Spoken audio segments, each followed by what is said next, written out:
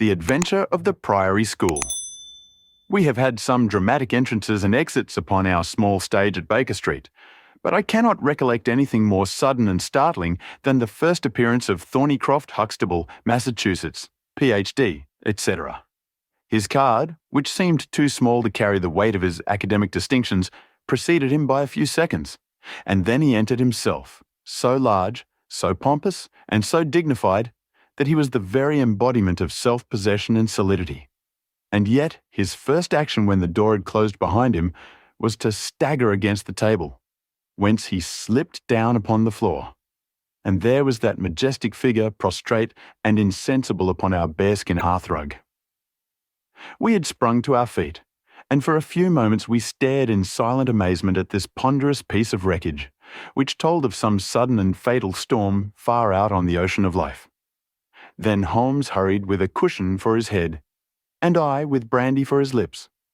The heavy white face was seamed with lines of trouble. The hanging pouches under the closed eyes were leaden in colour. The loose mouth drooped dolorously at the corners. The rolling chins were unshaven. Collar and shirt bore the grime of a long journey, and the hair bristled unkempt from the well-shaped head. It was a sorely stricken man who lay before us. "What is it, Watson?" asked Holmes.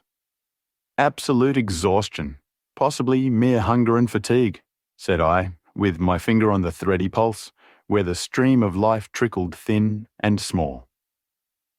"Return ticket from Mackleton in the north of England," said Holmes, drawing it from the watch pocket. "It is not 12 o'clock yet.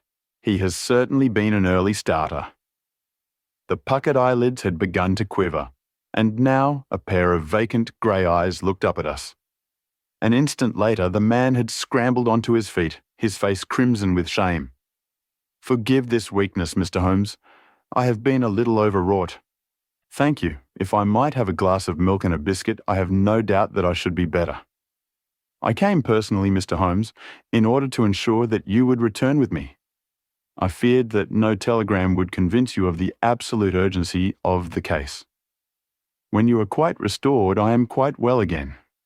I cannot imagine how I came to be so weak. I wish you, Mr. Holmes, to come to Mackleton with me by the next train." My friend shook his head. "My colleague, Dr. Watson, could tell you that we are very busy at present. I am retained in this case of the Ferrers documents, and the Abergavenny murder is coming up for trial. Only a very important issue could call me from London at present." "Important?"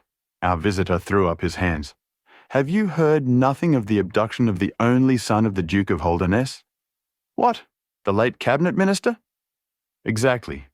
We had tried to keep it out of the papers, but there was some rumour in the Globe last night. I thought it might have reached your ears." Holmes shot out his long, thin arm and picked out volume H in his encyclopedia of reference. "Holdernesse, 6th Duke, KG, PC. Half the alphabet. Baron Beverley, Earl of Carston, dear me, what a list. Lord Lieutenant of Hallamshire since 1900. Married Edith, daughter of Sir Charles Appledore, 1888. Heir and only child, Lord Saltire. Owns about 250,000 acres. Minerals in Lancashire and Wales. Address, Carlton House Terrace, Holdernesse Hall, Hallamshire. Carston Castle, Bangor, Wales. Lord of the Admiralty, 1872. Chief Secretary of State for, well, this man is certainly one of the greatest subjects of the Crown. The greatest and perhaps the wealthiest. I am aware, Mr. Holmes, that you take a very high line in professional matters and that you are prepared to work for the work's sake. I may tell you, however, that His Grace has already intimated that a cheque for £5,000 will be handed over to the person who can tell him where his son is, and another 1,000 to him who can name the man or men who have taken him." "It is a princely offer," said Holmes. "Watson, I think that we shall accompany Dr. Huxtable back to the north of England. And now, Dr. Huxtable, when you have consumed that milk, you will kindly tell me what has happened, when it happened, how it happened, and finally, what Dr. Thorneycroft Huxtable of the Priory School near Mackleton has to do with the matter, and why he comes 3 days after an event, the state of your chin gives the date, to ask for my humble services. Our visitor had consumed his milk and biscuits. The light had come back to his eyes and the colour to his cheeks as he set himself with great vigour and lucidity to explain the situation. I must inform you, gentlemen, that the Priory is a preparatory school of which I am the founder and principal. Huxtable's sidelights on Horace may possibly recall my name to your memories. The Priory is, without exception, the best and most select preparatory school in England. Lord Leverstoke, the Earl of Blackwater, Sir Cathcart Soames, they all have entrusted their sons to me.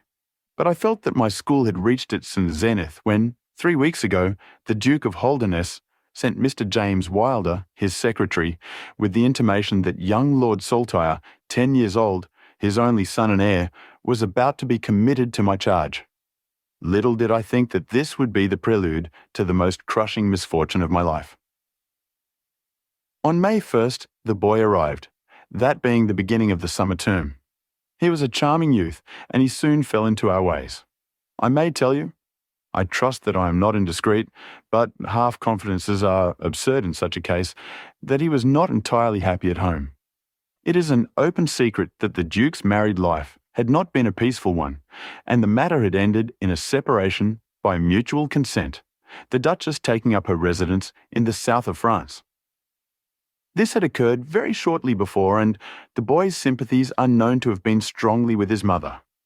He moped after her departure from Holderness Hall, and it was for this reason that the Duke desired to send him to my establishment. In a fortnight, the boy was quite at home with us, and was apparently absolutely happy. He was last seen on the night of May 13th, that is, the night of last Monday. His room was on the second floor, and was approached through another larger room in which 2 boys were sleeping. These boys saw and heard nothing, so that it is certain that young Saltire did not pass out that way. His window was open, and there is a stout ivy plant leading to the ground. We could trace no footmarks below, but it is sure that this is the only possible exit. Feet. His absence was discovered at 7 o'clock on Tuesday morning. His bed had been slept in. He had dressed himself fully before going off in his usual school suit of black Eton jacket and dark grey trousers. There were no signs that anyone had entered the room, and it is quite certain that anything in the nature of cries or a struggle would have been heard, since Conter, the elder boy in the inner room, is a very light sleeper. When Lord Saltire's disappearance was discovered, I at once called a roll of the whole establishment, boys, masters, and servants. It was then that we ascertained that Lord Saltire had not been alone in his flight. Heidegger, the German master, was missing. His room was on the second floor, at the farther end of the building, facing the same way as Lord Saltire's. His bed had also been slept in, but he had apparently gone away partly dressed, since his shirt and socks were lying on the floor. He had undoubtedly let himself down by the ivy, for we could see the marks of his feet where he had landed on the lawn. His bicycle was kept in a small shed beside this lawn, and it also was gone. He had been with me for 2 years, and came with the best references, but he was a silent, morose man, not very popular either with masters or boys. No trace could be found of the fugitives, and now, on Thursday morning, we are as ignorant as we were on Tuesday. Inquiry was, of course, made at once at Holderness Hall. It is only a few miles away, and we imagined that in some sudden attack of homesickness he had gone back to his father. But nothing had been heard of him. The Duke is greatly agitated, and as to me, you have seen yourselves the state of nervous prostration to which the suspense and the responsibility have reduced me. Mr. Holmes, if ever you put forward your full powers, I implore you to do so now, for never in your life could you have a case which is more worthy of them. Sherlock Holmes had listened with the utmost intentness to the statement of the unhappy schoolmaster.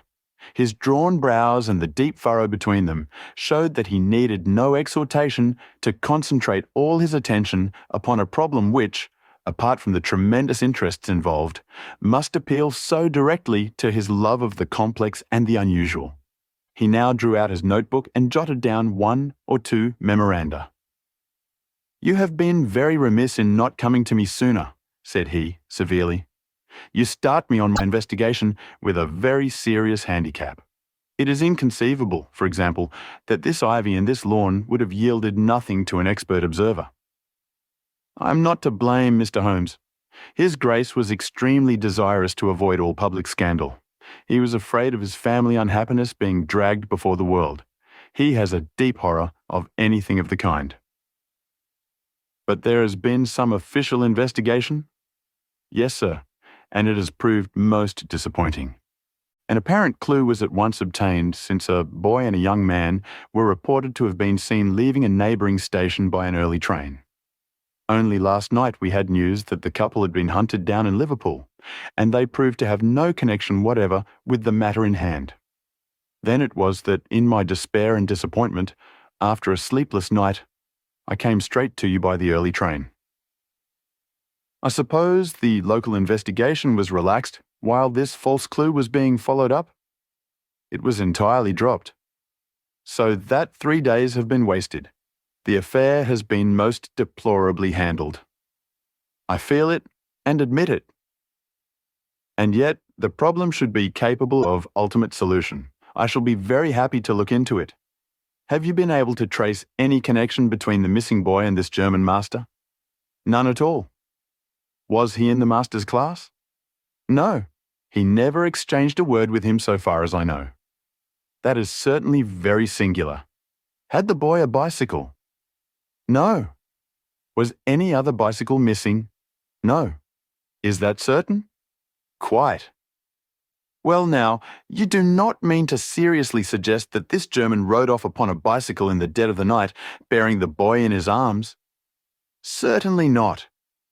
Then what is the theory in your mind? The bicycle may have been a blind. It may have been hidden somewhere and the pair gone off on foot. Quite so.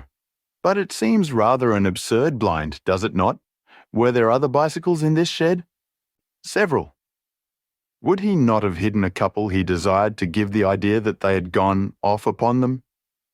I suppose he would. Of course he would. The blind theory won't do, but the incident is an admirable starting point for an investigation. After all, a bicycle is not an easy thing to conceal or to destroy.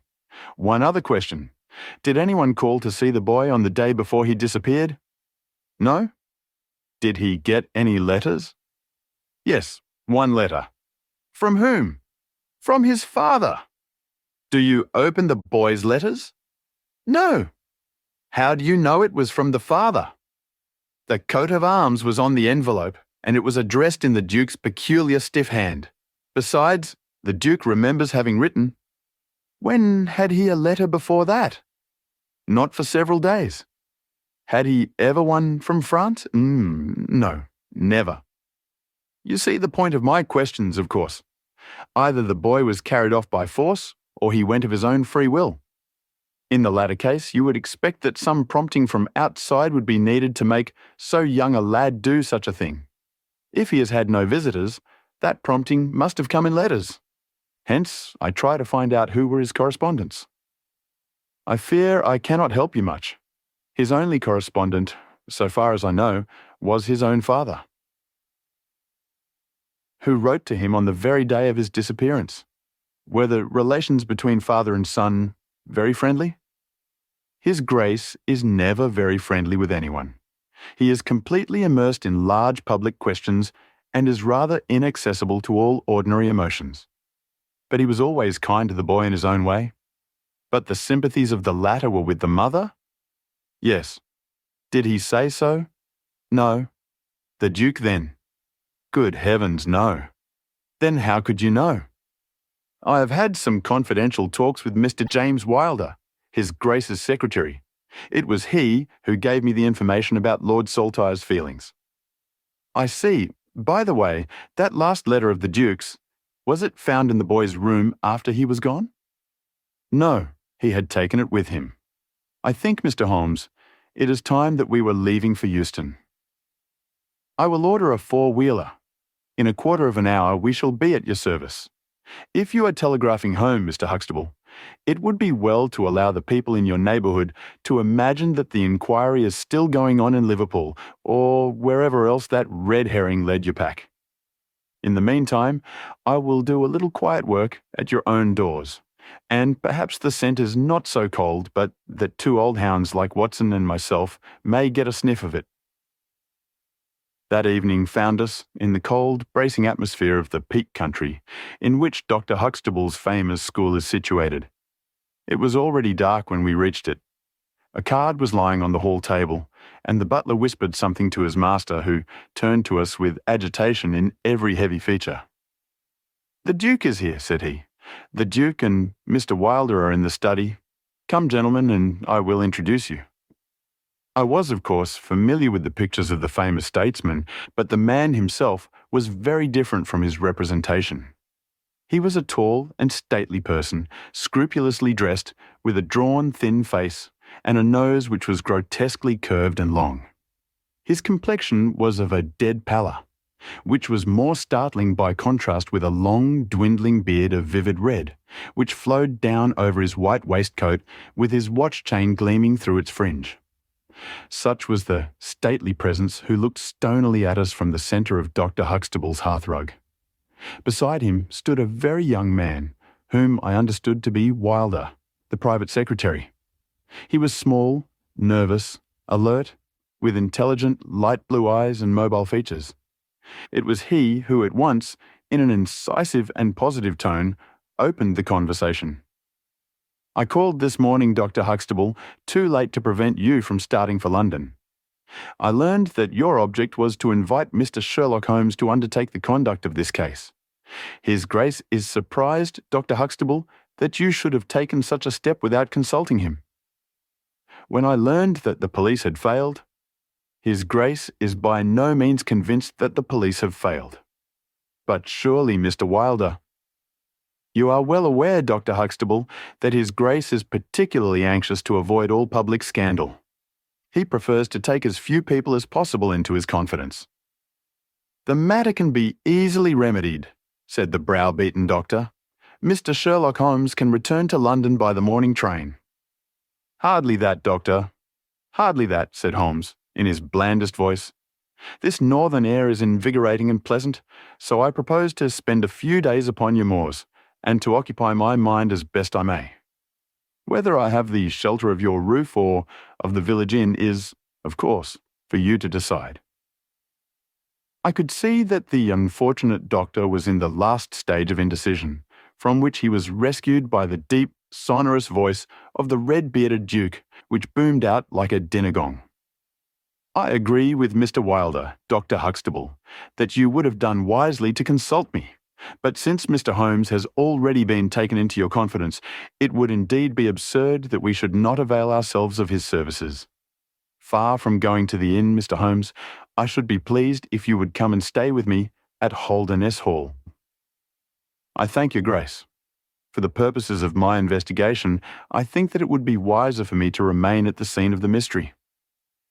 "Just as you like, Mr. Holmes. Any information which Mr. Wilder or I can give you is, of course, at your disposal." "It will probably be necessary for me to see you at the hall," said Holmes. "I would only ask you now, sir, whether you have formed any explanation in your own mind as to the mysterious disappearance of your son?" "No, sir, I have not." "Excuse me if I allude to that which is painful to you, but I have no alternative.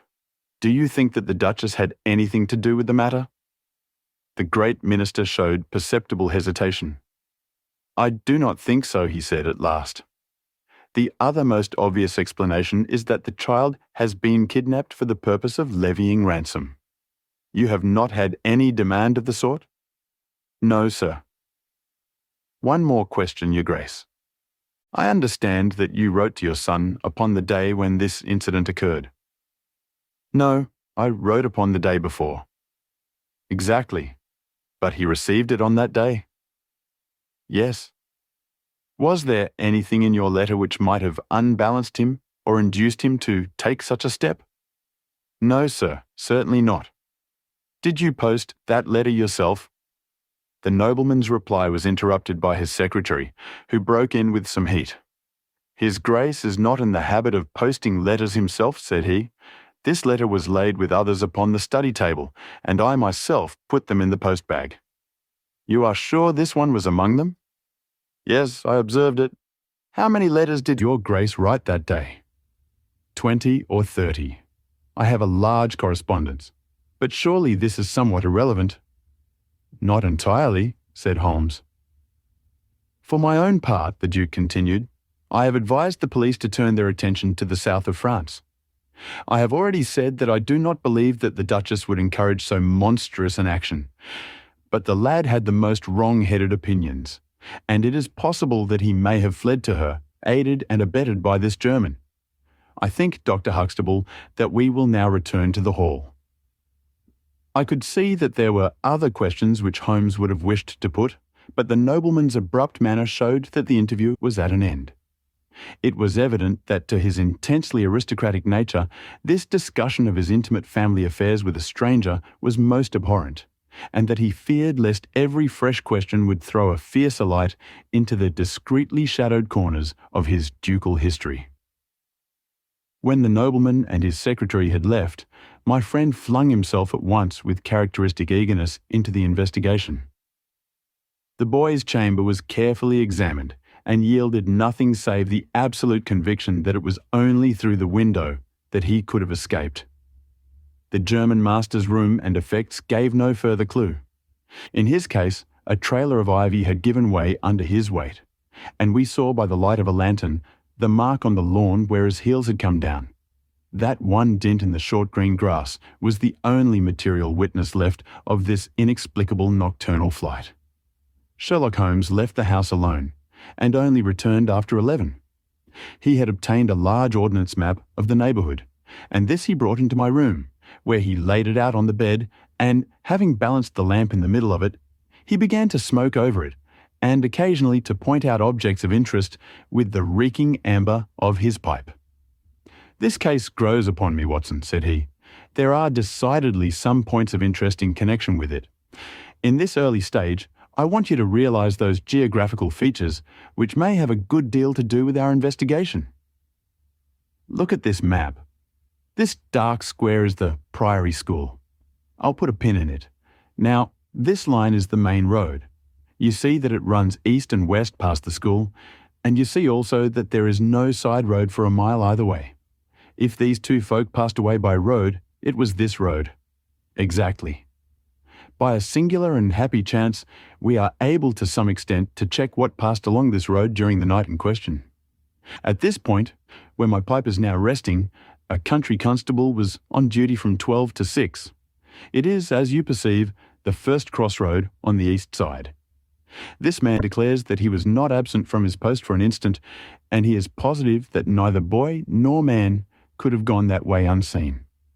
I have spoken with this policeman tonight, and he appears to me to be a perfectly reliable person. That blocks this end. We have now to deal with the other. There is an inn here, the Red Bull, the landlady of which was ill. She had sent to Mackleton for a doctor, but he did not arrive until morning, being absent at another case. The people at the inn were alert all night, awaiting his coming, and one or other of them seems to have continually had an eye upon the road. They declare that no one passed. If their evidence is good, then we are fortunate enough to be able to block the west, and also to be able to say that the fugitives did not use the road at all. But the bicycle? I objected. Quite so. We will come to the bicycle presently. To continue our reasoning, if these people did not go by the road, they must have traversed the country to the north of the house or to the south of the house. That is certain. Let us weigh the one against the other. On the south of the house is, as you perceive, a large district of arable land, cut up into small fields, with stone walls between them. There, I admit that a bicycle is impossible.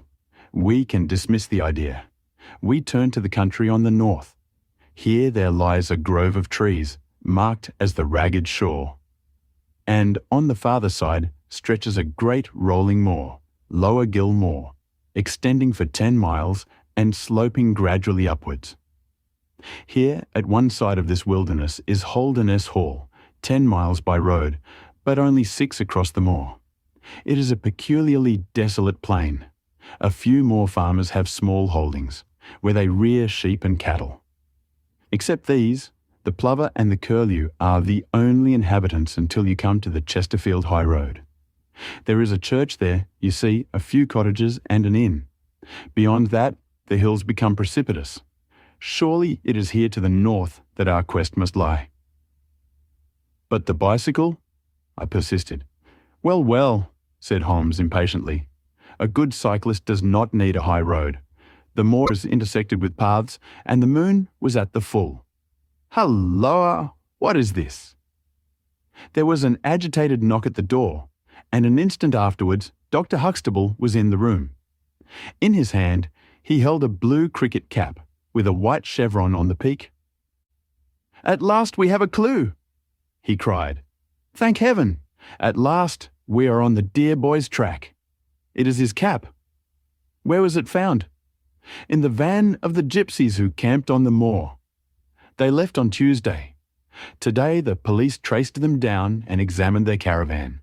This was found. How do they account for it? They shuffled and lied, said that they found it on the moor on Tuesday morning. They know where he is, the rascals. Thank goodness they are all safe under lock and key. Either the fear of the law or the Duke's purse will certainly get out of them all that they know." "So far so good," said Holmes, when the doctor had at last left the room. "It at least bears out the theory that it is on the side of the Lower Gill Moor that we must hope for results. The police have really done nothing locally, save the arrest of these gypsies. Look here, Watson. There is a watercourse across the moor. You see it marked here in the map. In some parts it widens into a morass. This is particularly so in the region between Holderness Hall and the school. It is vain to look elsewhere for tracks in this dry weather, but at that point there is certainly a chance of some record being left. I will call you early tomorrow morning, and you and I will try if we can throw some little light upon the mystery." The day was just breaking when I woke to find the long, thin form of Holmes by my bedside. He was fully dressed and had apparently already been out. "I have done the lawn and the bicycle shed," said he. "I have also had a ramble through the ragged shore. Now, Watson, there is cocoa ready in the next room. I must beg you to hurry, for we have a great day before us." His eyes shone, and his cheek was flushed with the exhilaration of the master workman who sees his work lie ready before him. A very different Holmes, this active, alert man, from the introspective and pallid dreamer of Baker Street. I felt, as I looked upon that supple figure, alive with nervous energy, that it was indeed a strenuous day that awaited us. And yet it opened in the blackest disappointment. With high hopes, we struck across the peaty russet moor, intersected with 1,000 sheep paths, until we came to the broad, light green belt, which marked the morass between us and Holderness. Certainly if the lad had gone homewards, he must have passed this, and he could not pass it without leaving his traces. But no sign of him or the German could be seen. With a darkening face, my friend strode along the margin, eagerly observant of every muddy stain upon the mossy surface. Sheep marks there were in profusion, and at one place some miles down, cows had left their tracks. Nothing more. "Check number 1, said Holmes, looking gloomily over the rolling expanse of the moor. "There is another morass down yonder, and a narrow neck between. Halloa, halloa, halloa, what have we here?" We had come on a small black ribbon of pathway. In the middle of it, clearly marked on the sodden soil, was the track of a bicycle. "Hurrah!" I cried. "We have it!" But Holmes was shaking his head, and his face was puzzled and expectant rather than joyous. "A bicycle certainly, but not the bicycle," said he. "I am familiar with 42 different impressions left by tyres. This, as you perceive, is a Dunlop, with a patch upon the outer cover. Heidegger's tyres were Palmer's, leaving longitudinal stripes. Aveling, the mathematical master, was sure upon the point. Therefore, it is not Heidegger's track." "The boy's, then?" "Possibly, if we could prove a bicycle to have been in his possession, but this we have utterly failed to do. This track, as you perceive, was made by a rider who was going from the direction of the school." "Or towards it?" "No, no, my dear Watson. The more deeply sunk impression is, of course, the hind wheel upon which the weight rests. You perceive several places where it has passed across and obliterated the more shallow mark of the front one. It was undoubtedly heading away from the school. It may or may not be connected with our inquiry, but we will follow it backwards before we go any farther. We did so, and at the end of a few hundred yards lost the tracks as we emerged from the boggy portion of the moor. Following the path backwards, we picked out another spot where a spring trickled across it. Here once again was the mark of the bicycle, though nearly obliterated by the hoofs of cows. After that there was no sign, but the path ran right on into Ragged Shaw, the wood which backed onto the school. From this wood the cycle must have emerged. Holmes sat down on a boulder and rested his chin in his hands. I had smoked 2 cigarettes before he moved. "Well, well," said he at last. "It is, of course, possible that a cunning man might change the tyre of his bicycle in order to leave unfamiliar tracks. A criminal who was capable of such a thought is a man whom I should be proud to do business with. We will leave this question undecided and hark back to our morass again, for we have left a good deal unexplored." We continued our systematic survey of the edge of the sodden portion of the moor, and soon our perseverance was gloriously rewarded. Right across the lower part of the bog lay a miry path. Holmes gave a cry of delight as he approached it. An impression like a fine bundle of telegraph wires ran down the centre of it. It was the Palmer tyre. "Here is Herr Heidegger, sure enough," cried Holmes exultantly. "My reasoning seems to have been pretty sound, Watson. I congratulate you. But we have a long way still to go. Kindly walk clear of the path. Now let us follow the trail. I fear that it will not lead very far." We found, however, as we advanced, that this portion of the moor is intersected with soft patches, and though we frequently lost sight of the track, we always succeeded in picking it up once more. "Do you observe," said Holmes, "that the rider is now undoubtedly forcing the pace? There can be no doubt of it. Look at this impression, where you get both tyres clear. The one is as deep as the other. That can only mean that the rider is throwing his weight onto the handlebar, as a man does when he is sprinting. By Jove, he has had a fall."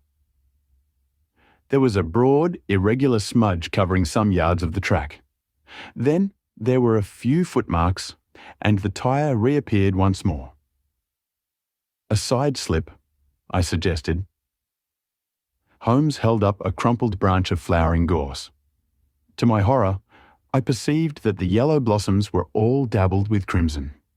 On the path, too, and among the heather, were dark stains of clotted blood. "Bad," said Holmes, "bad. Stand clear, Watson. Not an unnecessary footstep. What do I read here? He fell wounded. He stood up. He remounted. He proceeded. But there is no other track. Cattle on this side path. He was surely not gored by a bull. Impossible, but I see no traces of anyone else. We must push on, Watson. Surely with stains as well as the track to guide us, he cannot escape us now." Our search was not a very long one. The tracks of the tyre began to curve fantastically upon the wet and shining path. Suddenly, as I looked ahead, the gleam of metal caught my eye from amid the thick gorse bushes. Out of them we dragged a bicycle, Palmer-tyred, one pedal bent, and the whole front of it horribly smeared and slobbered with blood. On the other side of the bushes a shoe was projecting. We ran round, and there lay the unfortunate rider. He was a tall man, full-bearded, with spectacles, one glass of which had been knocked out. The cause of his death was a frightful blow upon the head, which had crushed in part of his skull. That he could have gone on after receiving such an injury said much for the vitality and courage of the man. He wore shoes, but no socks, and his open coat disclosed a nightshirt beneath it. It was undoubtedly the German master. Holmes turned the body over reverently and examined it with great attention. He then sat in deep thought for a time, and I could see by his ruffled brow that this grim discovery had not, in his opinion, advanced us much in our inquiry. "It is a little difficult to know what to do, Watson," said he at last. "My own inclinations are to push this inquiry on, for we have already lost so much time that we cannot afford to waste another hour. On the other hand, we are bound to inform the police of the discovery and to see that this poor fellow's body is looked after. I could take a note back, but I need your company and assistance. Wait a bit. There is a fellow cutting peat up yonder. Bring him over here, and he will guide the police." I brought the peasant across, and Holmes dispatched the frightened man with a note to Dr. Huxtable. "Now, Watson," said he, "we have picked up 2 clues this morning. One is the bicycle with the Palmer tyre, and we see what that has led to. The other is the bicycle with the patched Dunlop. Before we start to investigate that, let us try to realise what we do know so as to make the most of it, and to separate the essential from the accidental. First of all, I wish to impress upon you that the boy certainly left of his own free will. He got down from his window and he went off, either alone or with someone. That is sure." I assented. "Well now, let us turn to this unfortunate German master. The boy was fully dressed when he fled. Therefore, he foresaw what he would do. But the German went without his socks. He certainly acted on very short notice. Undoubtedly. Why did he go? Because from his bedroom window he saw the flight of the boy. Because he wished to overtake him and bring him back. He seized his bicycle, pursued the lad, and in pursuing him met his death. So it would seem. Now I come to the critical part of my argument. The natural action of a man in pursuing a little boy would be to run after him. He would know that he could overtake him. But the German does not do so. He turns to his bicycle. I am told that he was an excellent cyclist. He would not do this if he did not see that the boy had some swift means of escape. The other bicycle. Let us continue our reconstruction. He meets his death 5 miles from the school, not by a bullet, mark you, which even a lad might conceivably discharge, but by a savage blow dealt by a vigorous arm. The lad, then, had a companion in his flight. And the flight was a swift one, since it took 5 miles before an expert cyclist could overtake them. Yet we survey the ground round the scene of the tragedy. What do we find? A few cattle tracks. Nothing more. I took a wide sweep round and there is no path within 50 yards. Another cyclist could have had nothing to do with the actual murder, nor were there any human footmarks. "Holmes," I cried, "this is impossible." "Admirable," he said.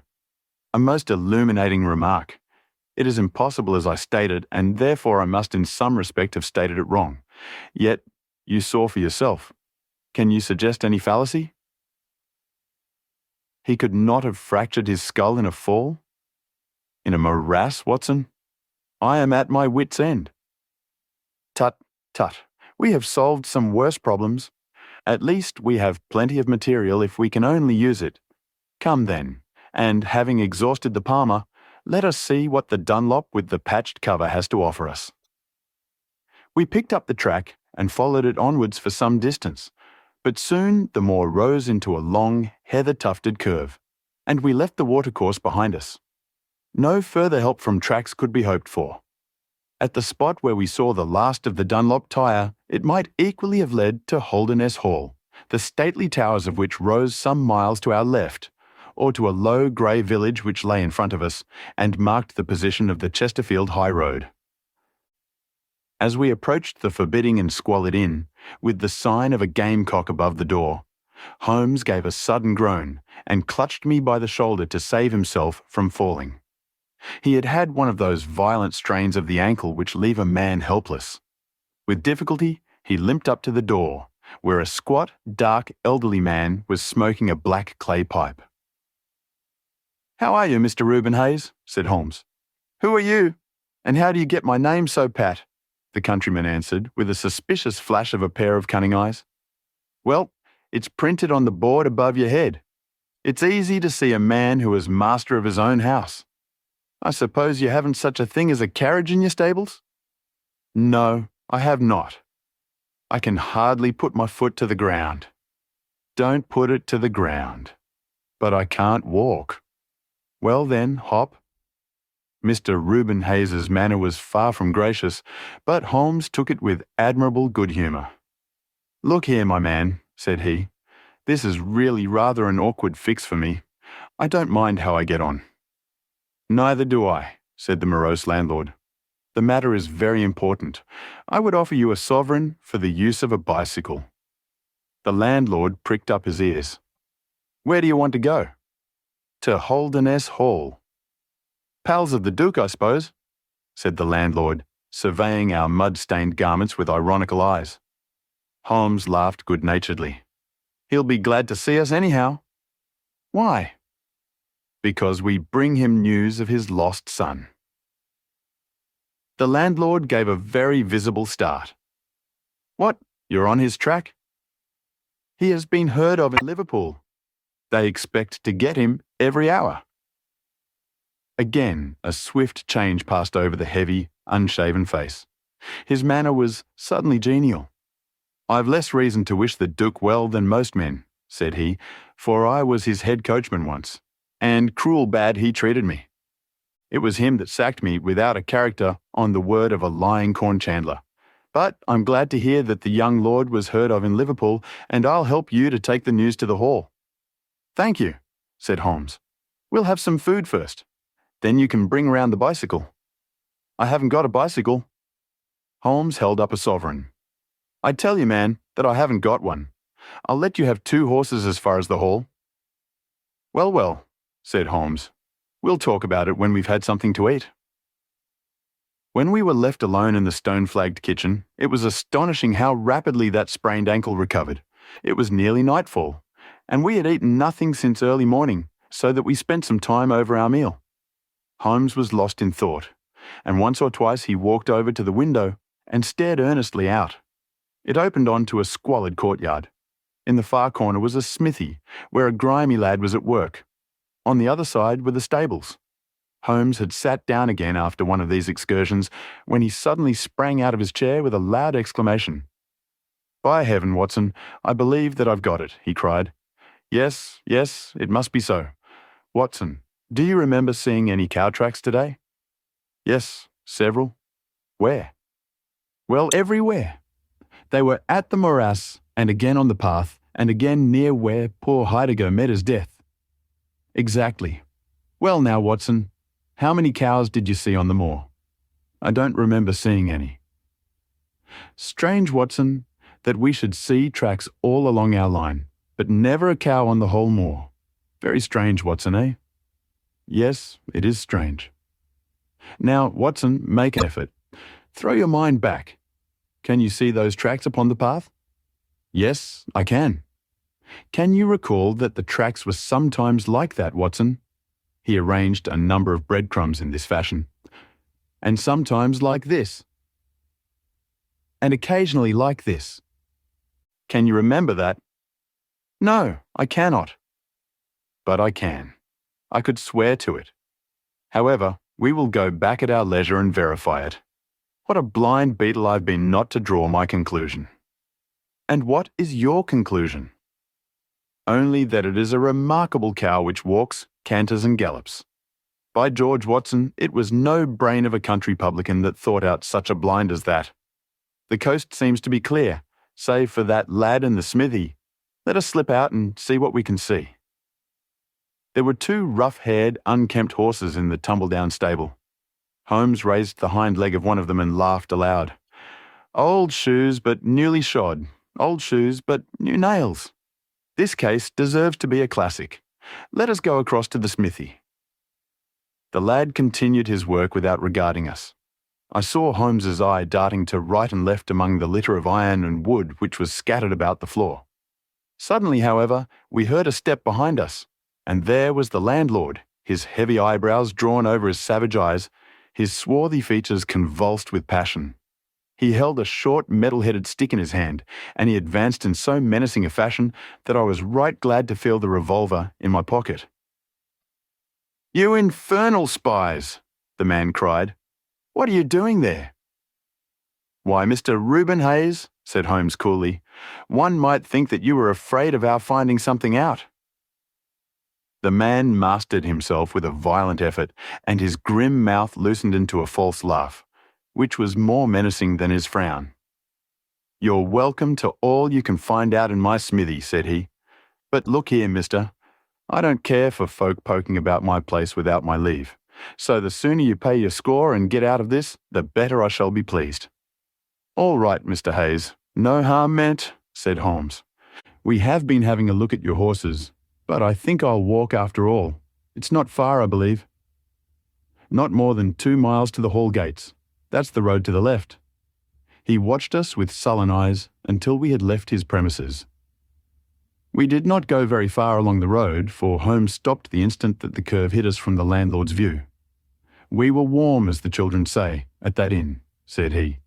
"I seem to grow colder every step that I take away from it. No, I can't possibly leave it." "Me?" "I am convinced," said I, "that this Reuben Hayes knows all about it. A more self-evident villain I never saw." "Oh, he impressed you in that way, did he? There are the horses. There is the smithy.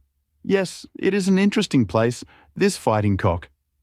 I think we shall have another look at it in an unobtrusive way." A long, sloping hillside, dotted with grey limestone boulders, stretched behind us. We had turned off the road and were making our way up the hill, when, looking in the direction of Holderness Hall, I saw a cyclist coming swiftly along. "Get down, Watson," cried Holmes, with a heavy hand upon my shoulder. We had hardly sunk from view when the man flew past us on the road. Amid a rolling cloud of dust I caught a glimpse of a pale, agitated face, a face with horror in every lineament, the mouth open, the eyes staring wildly in front. It was like some strange caricature of the dapper James Wilder whom we had seen the night before. "The Duke's secretary," cried Holmes. "Come, Watson, let us see what he does." We scrambled from rock to rock until in a few moments we had made our way to a point from which we could see the front door of the inn. Wilder's bicycle was leaning against the wall beside it. No one was moving about the house, nor could we catch a glimpse of any faces at the windows. Slowly the twilight crept down as the sun sank behind the high towers of Holderness Hall. Then in the gloom we saw the 2 side lamps of a trap light up in the stable yard of the inn, and shortly afterwards heard the rattle of hoofs as it wheeled out into the road and tore off at a furious pace in the direction of Chesterfield. "What do you make of that, Watson?" Holmes whispered. "It looks like a flight." A single man in a dog-cart, so far as I could see. Well, it certainly was not Mr. James Wilder, for there he is at the door. A red square of light had sprung out of the darkness. In the middle of it was the black figure of the secretary, his head advanced, peering out into the night. It was evident that he was expecting someone. Then at last, there were steps in the road. A second figure was visible for an instant against the light. The door shut, and all was black once more. 5 minutes later, a lamp was lit in a room upon the first floor. "It seems to be a curious class of custom that is done by the fighting cock," said Holmes. "The bar is on the other side." "Quite so. These are what one may call the private guests. Now, what in the world is Mr. James Wilder doing in that den at this hour of night, and who is the companion who comes to meet him there? Come, Watson, we must really take a risk and try to investigate this a little more closely." Together we stole down to the road and crept across to the door of the inn. The bicycle still leaned against the wall. Holmes struck a match and held it to the back wheel, and I heard him chuckle as the light fell upon a patched Dunlop tyre. Up above us was the lighted window. "I must have a peep through that, Watson. If you bend your back and support yourself upon the wall, I think that I can manage." An instant later, his feet were on my shoulders, but he was hardly up before he was down again. "Come, my friend," said he. "Our day's work has been quite long enough. I think that we have gathered all that we can. It's a long walk to the school, and the sooner we get started, the better." He hardly opened his lips during that weary trudge across the moor, nor would he enter the school when he reached it, but went on to Mackleton Station, whence he could send some telegrams. Late at night I heard him consoling Dr. Huxtable, prostrated by the tragedy of his master's death, and later still he entered my room as alert and vigorous as he had been when he started in the morning. "All goes well, my friend," said he. "I promise that before tomorrow evening we shall have reached the solution of the mystery." At 11 o'clock next morning, my friend and I were walking up the famous yew avenue of Holdernesse Hall. We were ushered through the magnificent Elizabethan doorway and into His Grace's study. There we found Mr. James Wilder, demure and courtly, but with some trace of that wild terror of the night before still lurking in his furtive eyes and in his twitching features. "You have come to see His Grace. I'm sorry, but the fact is that the Duke is far from well. He has been very much upset by the tragic news. We received a telegram from Dr. Huxtable yesterday afternoon, which told us of your discovery. I must see the Duke, Mr. Wilder. But he is in his room. Then I must go to his room. I believe he is in his bed. I'll see him there." Holmes's cold and inexorable manner showed the secretary that it was useless to argue with him. "Very good, Mr. Holmes. I will tell him that you are here." After half an hour's delay, the great nobleman appeared. His face was more cadaverous than ever. His shoulders had rounded, and he seemed to me to be an altogether older man than he had been the morning before. He greeted us with a stately courtesy and seated himself at his desk, his red beard streaming down onto the table. "Well, Mr. Holmes," said he. But my friend's eyes were fixed upon the secretary, who stood by his master's chair. "I think, Your Grace, that I could speak more freely in Mr. Wilder's absence." The man turned a shade paler and cast a malignant glance at Holmes. "If Your Grace wishes—" Yes, you had better go. Now, Mr. Holmes, what have you to say?"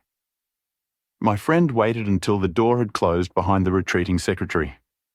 "The fact is, Your Grace," said he, "that my colleague, Dr. Watson, and myself had an assurance from Dr. Huxtable that a reward had been offered in this case. I should like to have this confirmed from your own lips." "Certainly, Mr. Holmes." "It amounted, if I am correctly informed, to £5,000 to anyone who will tell you where your son is?" "Exactly." "And another 1,000 to the man who will name the person or persons who keep him in custody?" "Exactly." "Under the latter heading is included, no doubt, not only those who may have taken him away, but also those who conspire to keep him in his present position?" Yes, cried the Duke impatiently. "If you do your work well, Mr. Sherlock Holmes, you will have no reason to complain of niggardly treatment." My friend rubbed his thin hands together with an appearance of avidity which was a surprise to me, who knew his frugal tastes. "I fancy that I see your Grace's cheque-book upon the table," said he. "I should be glad if you would make me out a cheque for £6,000. It would be as well, perhaps, for you to cross it. The Capital and Counties Bank, Oxford Street branch, are my agents." His Grace sat very stern and upright in his chair, and looked stonily at my friend. "Is this a joke, Mr. Holmes? It is hardly a subject for pleasantry."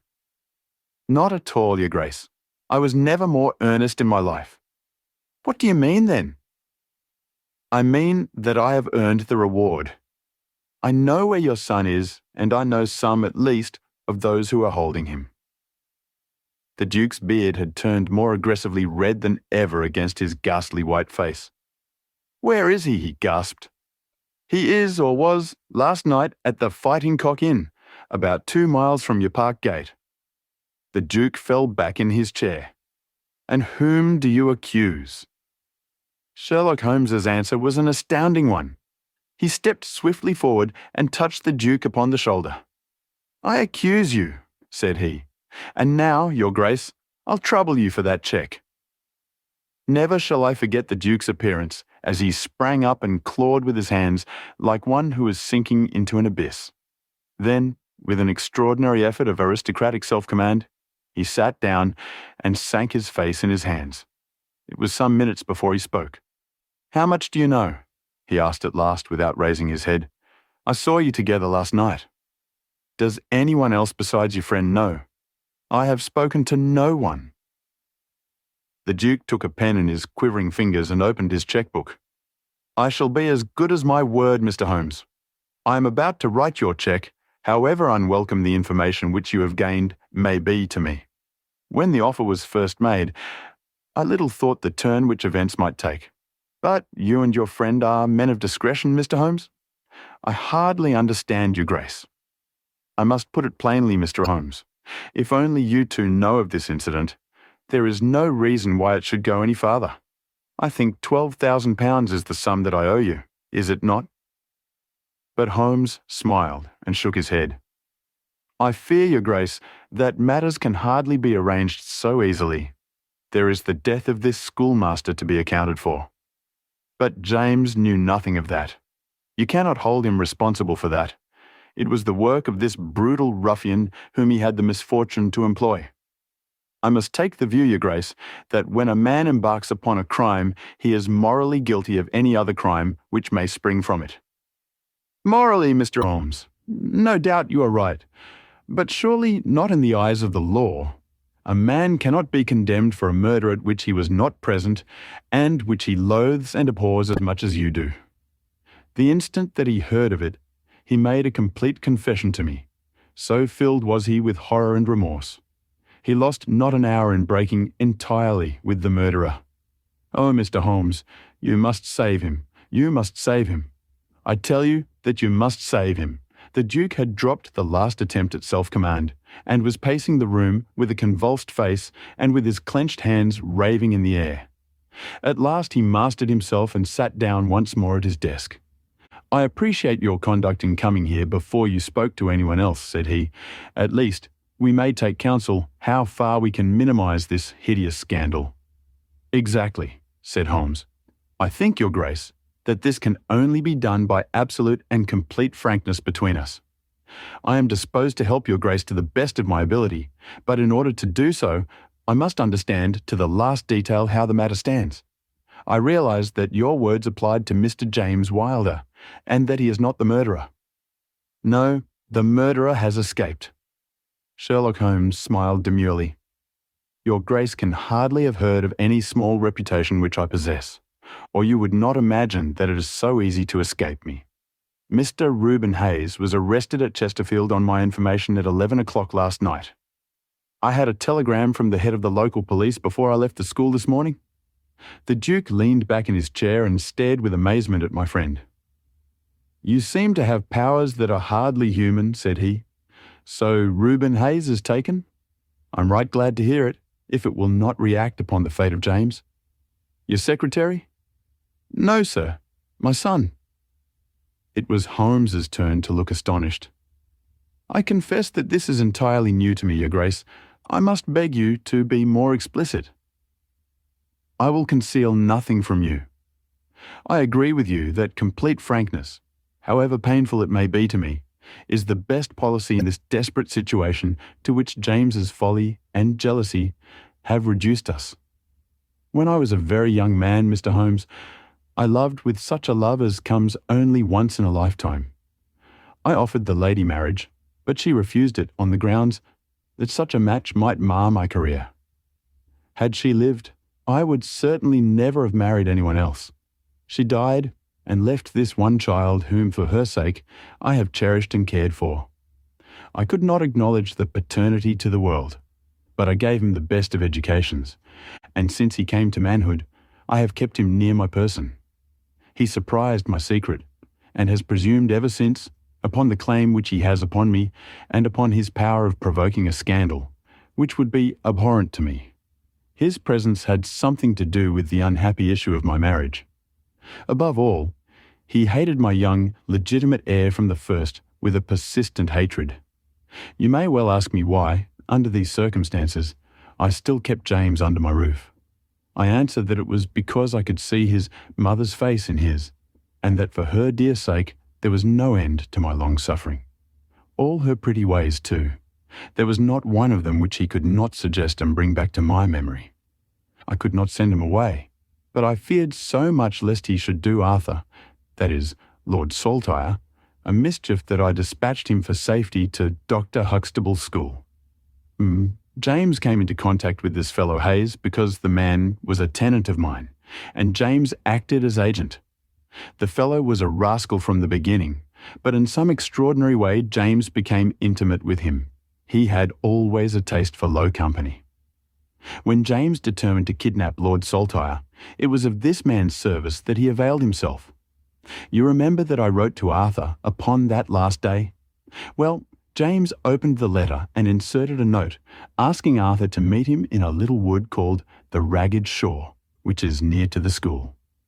He used the Duchess's name, and in that way got the boy to come. That evening, James bicycled over. I'm telling you what he has himself confessed to me, and he told Arthur, whom he met in the wood, that his mother longed to see him, that she was awaiting him on the moor, and that if he would come back into the wood at midnight, he would find a man with a horse who would take him to her. Poor Arthur fell into the trap. He came to the appointment and found this fellow Hayes with a LED pony. Arthur mounted and they set off together. It appears, though this James only heard yesterday, that they were pursued, that Hayes struck the pursuer with a stick, and that the man died of his injuries. Hayes brought Arthur to his public house, the Fighting Cock, where he was confined in an upper room, under the care of Mrs. Hayes, who is a kindly woman, but entirely under the control of her brutal husband. Well, Mr. Holmes, that was the state of affairs when I first saw you 2 days ago. I had no more idea of the truth than you. You will ask me what was James's motive in doing such a deed. I answer that there was a great deal which was unreasoning and fanatical in the hatred which he bore my heir. In his view, he should himself have been heir of all my estates, and he deeply resented those social laws which made it impossible. At the same time, he had a definite motive also. He was eager that I should break the entail, and he was of opinion that it lay in my power to do so. He intended to make a bargain with me, to restore Arthur if I would break the entail, and so make it possible for the estate to be left to him by will. He knew well that I should never willingly invoke the aid of the police against him.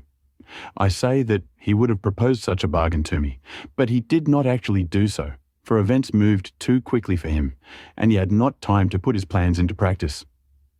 What brought all his wicked scheme to wreck was your discovery of this man Heidegger's dead body. James was seized with horror at the news. It came to us yesterday as we sat together in this study.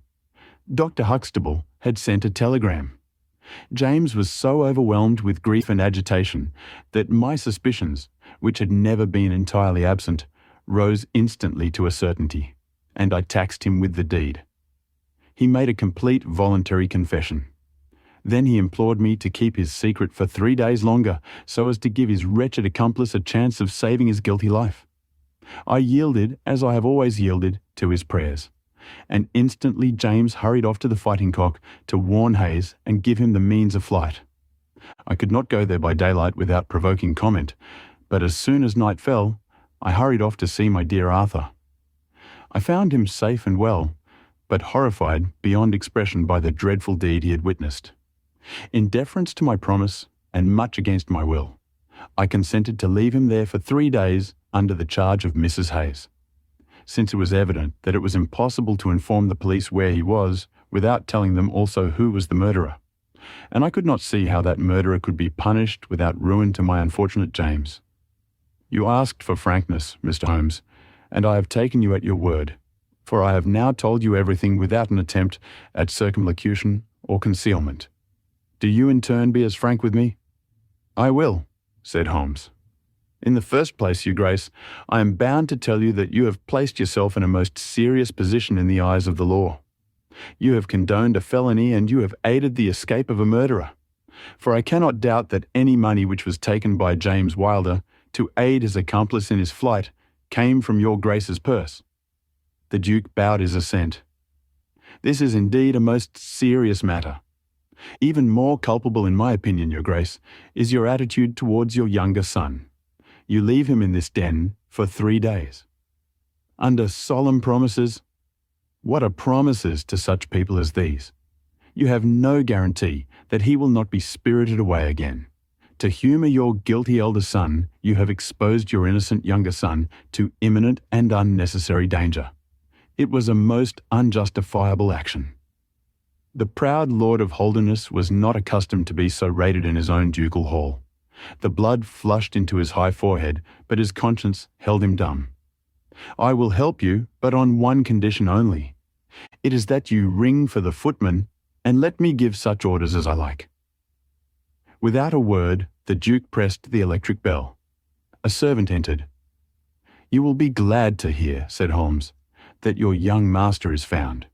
It is the Duke's desire that the carriage shall go at once to the Fighting Cock Inn to bring Lord Saltire home." "Now," said Holmes, when the rejoicing lackey had disappeared, "having secured the future, we can afford to be more lenient with the past. I'm not in an official position, and there is no reason, so long as the ends of justice are served, why I should disclose all that I know. As to Hayes, I say nothing. The gallows awaits him, and I would do nothing to save him from it. What he will divulge I cannot tell, but I have no doubt that your Grace could make him understand that it is to his interest to be silent. From the police point of view, he will have kidnapped the boy for the purpose of ransom. If they do not themselves find it out, I see no reason why I should prompt them to take a broader point of view. I would warn your Grace, however, that the continued presence of Mr. James Wilder in your household can only lead to misfortune. I understand that, Mr. Holmes, and it is already settled that he shall leave me forever and go to seek his fortune in Australia.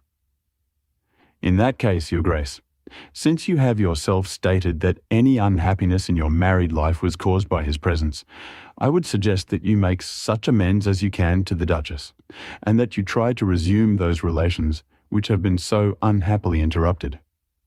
That also I have arranged, Mr. Holmes. I wrote to the Duchess this morning." "In that case," said Holmes, rising, "I think that my friend and I can congratulate ourselves upon several most happy results from our little visit to the north. There is one other small point upon which I desire some light.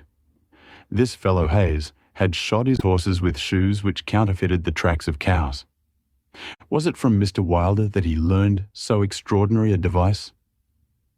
The Duke stood in thought for a moment, with a look of intense surprise on his face. Then he opened a door and showed us into a large room furnished as a museum. He led the way to a glass case in a corner and pointed to the inscription. "These shoes," it ran, "were dug up in the moat of Holderness Hall. They are for the use of horses, but they are shaped below with a cloven foot of iron, so as to throw pursuers off the track. They are supposed to have belonged to some of the marauding barons of Holderness in the Middle Ages." Holmes opened the case, and moistening his finger, he passed it along the shoe. A thin film of recent mud was left upon his skin. "Thank you," said he as he replaced the glass. "It is the second most interesting object that I have seen in the north." "And the first?" Holmes folded up his cheque and placed it carefully in his notebook. "I am a poor man," said he, as he patted it affectionately and thrust it into the depths of his inner pocket.